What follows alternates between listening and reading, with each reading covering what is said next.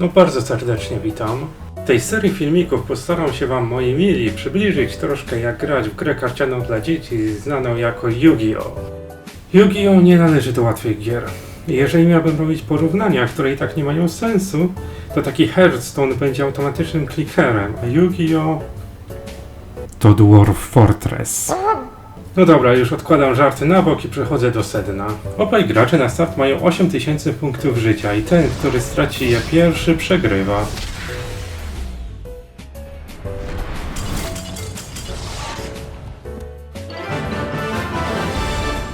Istnieją też inne sposoby na wygranie, jak na przykład zmuszenie przeciwnika do ciągnięcia karty, gdy ten już żadnej karty w talii nie ma. Oto pole do gry w Yu-Gi-Oh!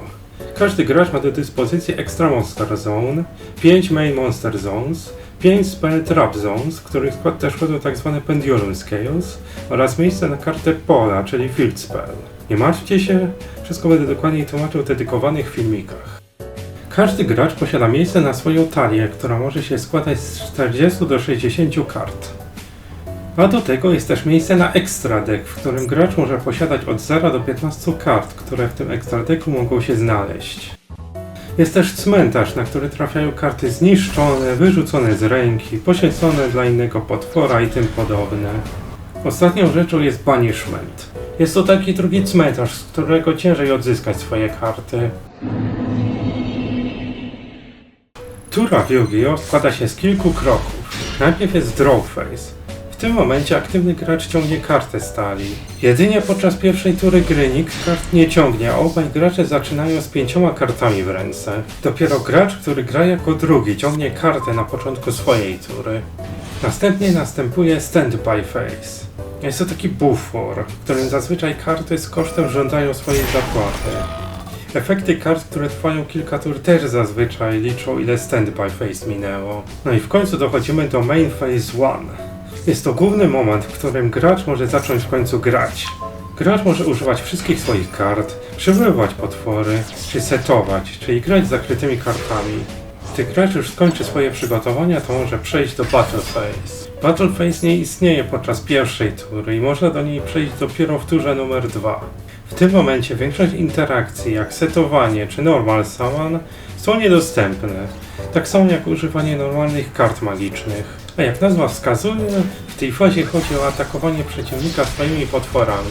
I jako ciekawostkę mogę dodać, że dla niektórych najstraszniejszym momentem Battle Phase'a jest jego koniec. No ale po walce przechodzimy do Main Phase 2. Jest to samo co Main Phase 1 i wszystkie możliwe akcje podczas tej pierwszej fazy tutaj też są dostępne. No i w końcu End Phase. Albo jak gracze Branded wolą, Main Phase 3. Ta faza ma podobny cel do Standby Phase, aby karty mogły zażądać swojego kosztu, aby pewne ciągłe efekty mogły się skończyć i tym podobne. A do tego pewne efekty są stworzone tak, aby mogły dawać graczowi sporą przewagę bez dawania mu możliwości robienia komba w nieskończoność.